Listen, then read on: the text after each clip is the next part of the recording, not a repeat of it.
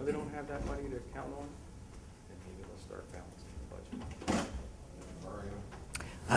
budget. The economy is not going to suck when you're done with your college. You have a good future to look forward to, and what I predict is a golden age, because we've learned an important lesson in rejecting socialism. And in learning that lesson, it's going to give us an opportunity to do far better. And when you guys enter the job market, it's going to be the beginning of a golden age, and you have that to look forward to.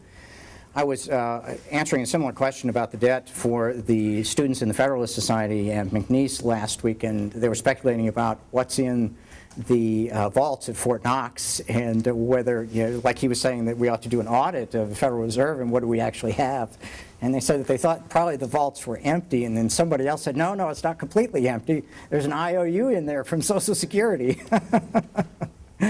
So the debt is a serious problem. We've got debt that everybody agrees is unmanageable, and I think we have seen our economists and our central planners in Washington try to manage that by manipulating the interest rates, manipulating the money supply from the Federal Reserve, and I think they've showed us very clearly that no matter how much they distort the market forces and distort the interest rates and other things, that they are powerless to overcome this economic problem. But there is a good solution, and it's not in the Federal Reserve. The Federal Reserve is leading us to inflation. They are holding it at bay, but you already see higher food prices, you've seen higher gas prices, and you're going to see higher prices before things are done, because you can't print money, as he was observing.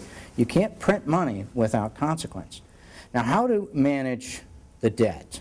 And the debt is going up every year at over $1 trillion for the last 4 years.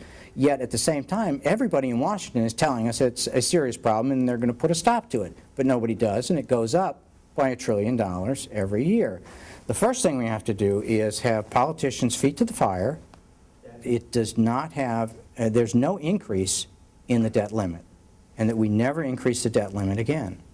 And then once we've accepted that, we address the budget. And we have not had a budget in this country for years. They do continuing resolutions. I don't know how familiar you are with this, but the Congress is responsible for every dime. Now, they're fond of blaming Obama.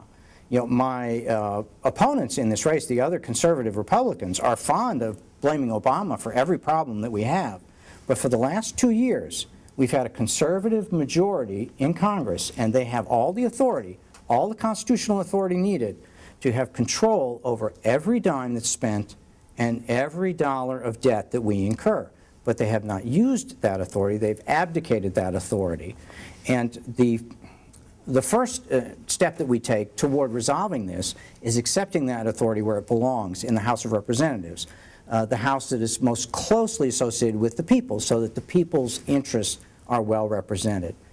Now, when we address the debt, first we don't allow the debt ceiling to increase again. And then we rein in the budget. And how do we do the budget? We have to balance it in a way that there is an equal amount of expenditures and revenues. That we have to decrease expenditures and increase the revenue. Otherwise, we'll be $1 trillion in debt every year. And we do that, I think, best by first requiring that our Commander-in-Chief bring the war in Afghanistan to a swift and decisive victory. I didn't say an end, I said a victory. Because our country is strong and powerful and is overwhelmingly superior in military strength, should not have to wage a war for 10 years in a third world country using poor technology. So we should be able to bring that to a swift and decisive end. One of the reasons we can't is because there's a lot of people giving money to their politicians who have interests in continuing that war. People in the defense industry have no reason to want that war to come to an end. And they give a lot of money for the re-election campaigns of your representatives. Now, once we convince our Commander-in-Chief to bring that to a swift and decisive victory, there's considerable savings in war expenditures there. Second, we need to decrease expenditures in government programs. And Obamacare is an excellent example. That it's far too expensive, and we want to eliminate Obamacare and other regulations and other departments. Department of Education is a good example. Then we want to do reforms in Social Security and in Medicare. And Social Security shortfalls are coming out of general revenue, and that's deficit spending. So we fix Medicare and Social Security, and we have good ways of doing that. Some I've showed you already. Then we need to increase revenue. If we're going to balance the budget, we decrease the spending and we increase the revenue. And how do we increase the revenue?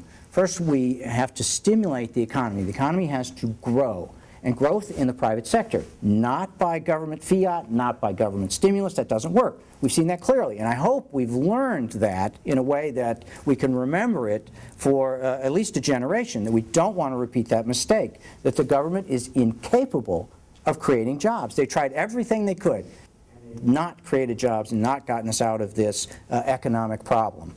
So the private sector, we remove obstacles from government's obstacles on the private sector and allow the private sector to create jobs, and that's where jobs come from.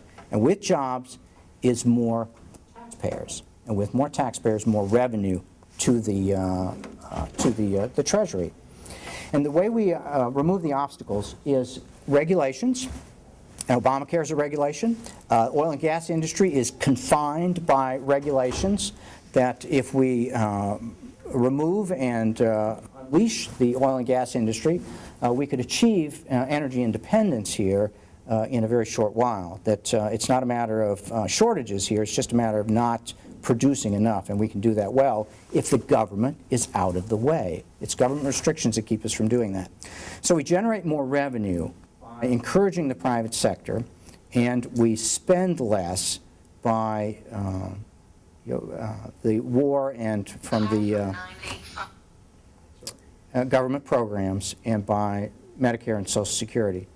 And in that way, we not only achieve peace and we achieve prosperity, but we live in that peace and prosperity for the foreseeable future with a firm resolution that we're not going to borrow money again. We pay off that debt, and we don't leave that to our kids, and we never put our government in the position. You know, this is the most prosperous country in the history of the world, and we have a debt that we can't manage. It's a disgrace, and we put an end to it.